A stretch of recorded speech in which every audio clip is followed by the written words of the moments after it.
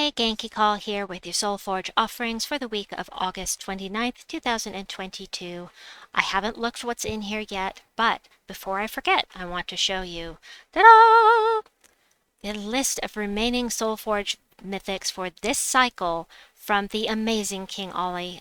King Ollie puts this together for his group every week.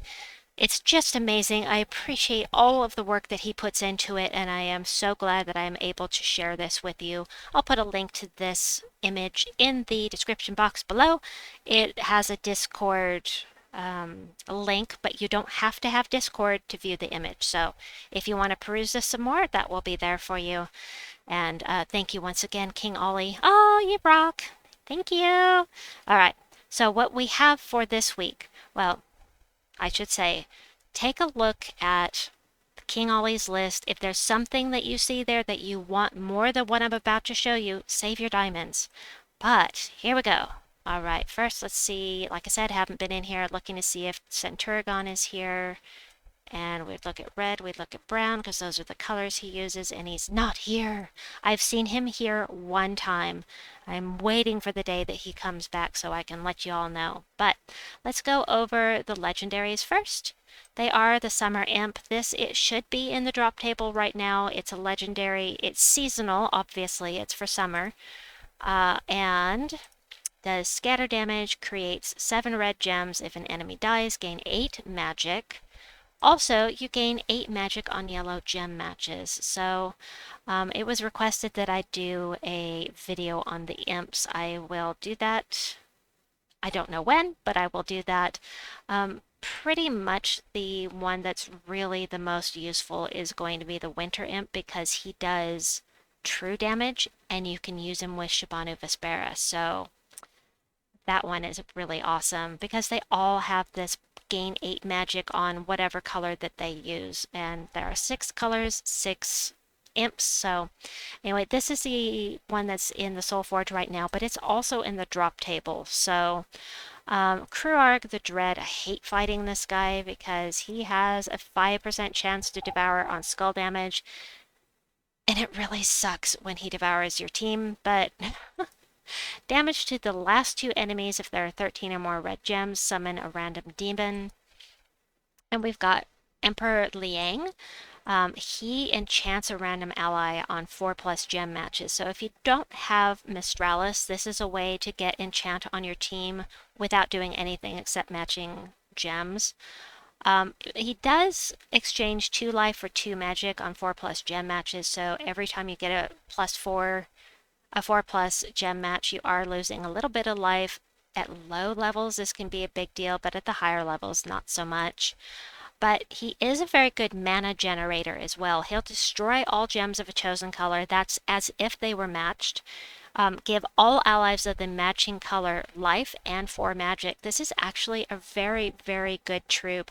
I used to use him a lot. I just am using a different playstyle now than I used to, but really like this troop a lot. And then we have the Ghost Queen, who's actually really not bad at all. She gives a 50% mana start to undead allies and steals magic from, or mana from an enemy, and then steals life. That's taking it and adding it to her own. Boosted by purple gems. I forgot about the boost, but I like to run her with Draculus because they both steal life and they just steal all the life, and then you have this team with 1,000 health and the other team is dead. So anyway, I like her. I do. I like using her specifically on an undead team, or I don't think I've ever used her except on an undead team. But anyway, as far as these 4 go, are any of them worth 800 diamonds? I don't believe that they are personally, but that is personal preference. If there is a team that you desperately want to use one of these troops on, I mean, that is your choice, but I personally would recommend saving your diamonds for weapons or mythics, because 800 is a lot. There are a few legendaries that are worth that 800 diamonds, but personally, I don't consider any of these worth that many diamonds. All right, Leonis Tower, these are always here. Gem Dragon is new. You can only get that with Dragonite, a new currency that just came into the game. I'll put a um, tiny tutorial link. Sorry, my brain. Thumbnail at the end of this video explaining what the dungeon upgrades and the new Dragonite stuff. Zathino's always here. Okay. Okay, we've got some interesting stuff here. So, Zathinos is always here. Meh, never craft him until you have every other mythic in the game. You don't need any diamonds for anything else. The World Breaker he's good. He doesn't have skull damage reduction, but he does reflect 25% of skull damage. He gains 5 to a random skill on 4+ gem matches, so that can be anything. It could be magic or any of these stats here. He'll explode 18 gems on the board and deal damage to all enemies.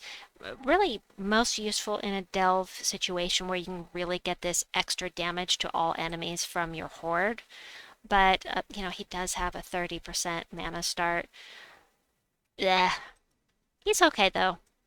I wouldn't personally craft him unless you need a mythic for Divinian Fields, if you're power blocked there, but then we have the Grey King, who's very, very good specifically for teams that share one color, like on Guild Wars Day. So for Guild Wars attack, destroy all gems of a chosen color. That's as if they were matched. All enemies of that color take true damage and are mana drained, silenced, and frozen. So this can be incredibly useful against certain teams, but it's a very niche type of troop. All undead allies gain 2 armor and magic when gaining matching 4+ gems. Got some immunities here. Yeah, he is very niche, but he is a very good troop as well.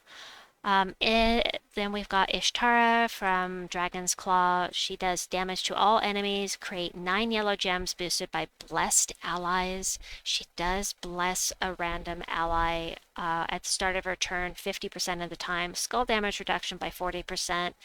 She can loop really, really nicely on the right team and like throw her on a team with High Priestess Chazka or use it with Stormcaller.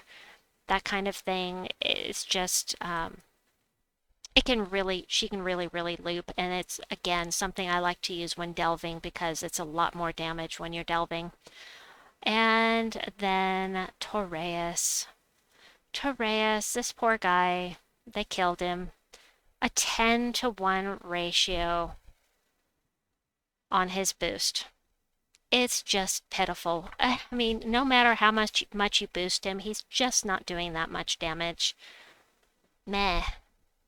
Meh is about all I can say. It's too bad. He's got cool artwork. But for a mythic with a 10-to-1 ratio, I mean, couldn't you have at least made it a 5-to-1 ratio? Anyway, damage to all enemies boosted by my attack, life, and armor, then knock the first enemy to the back.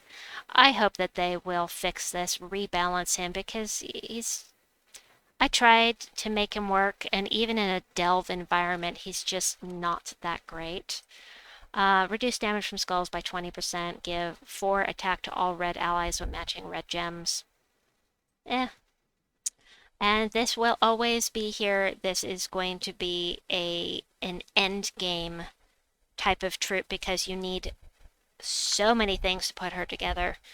Anyway, weapons. Let's see what we've got here. The Ice Aegis. Well, I have the Summer Aegis. I must have all weapons because I was getting weapon blocked in my kingdoms, and when you get weapon blocked on your power levels, the only way to get unweapon blocked is to come back to that kingdom, and that could be 9 months away. I don't want to get power blocked or power level blocked for 6 to 9 months. So I'm crafting all weapons at this point, but let's see what these things do. Steal attack and armor from an enemy. If the enemy is a boss, freeze all enemies and barrier all allies. So this will be really good against anything that has a red border. That's Enraged Kurandara, Hatir Ascendant, Squirrel Reborn, and now all of the dragon troops are bosses as well. So this will be actually a lot more useful now because we're going to be fighting those things more and more as people are able to get the dragons. So, yep, I'm going to be crafting that. Thank you very much. Next up, Doomed Hammer. I'm not crafting that. That's 900 diamonds. Not interested. It does splash damage to an enemy, stun blue enemies, cleanse all blue allies, and explode 4 gems. If the enemy has a doom, explode 3 more. You know, the general doomed weapon type of thing, but uh, it could be useful, but there are so many other doomed weapons that are more useful, in my opinion. Not something I am interested in crafting at this time. You have to have the Forge scrolls to update them or upgrade them, and the only ones that are actually doomed weapon-wise that are really, really useful without being upgraded are the ones that create doom skulls, and I need to make a tutorial on that showing which doomed weapons are the best ones. I just keep forgetting to do it. Haha. Pharisees Bolt. This one is one of the 75 diamond ones. Nice and cheap.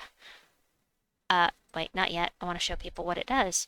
45 scatter, or for me, scatter damage, and if Zephyros is on the team, explode 5 gems.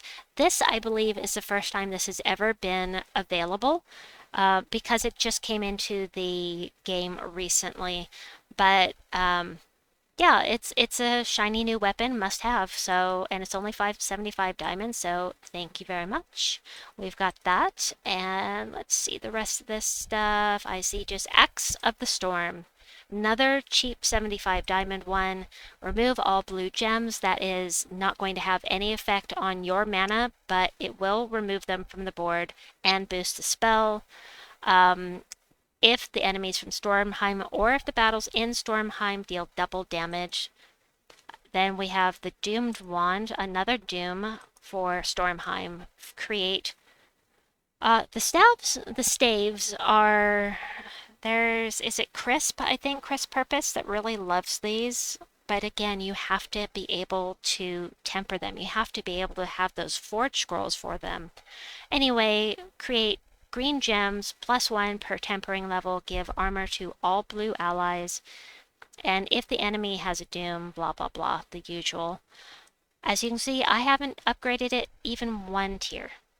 Not even 1. Because I can't afford it. But Ginormous Cleaver, love that. It's ginormous! Damage to an enemy boosted by Stormheim allies. Then create a mix of 6 blue and yellow gems for each Stormheim ally. So I'm thinking Zephyros. I'm thinking, I mean, there's a wide variety that use blue and then the yellow as well. This is Stormheim specific. There should be one for giants too, I'm thinking. Uh-huh.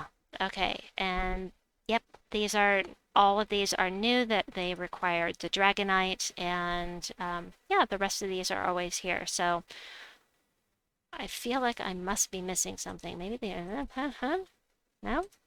Huh. Alright, well, anyway, I guess that is it for this Soulforge video. I hope that you've enjoyed it. Please like and subscribe, and remember to check out King Ollie's list to make sure there's not something that you want more before you craft this week. Have a good one, folks. Bye-bye!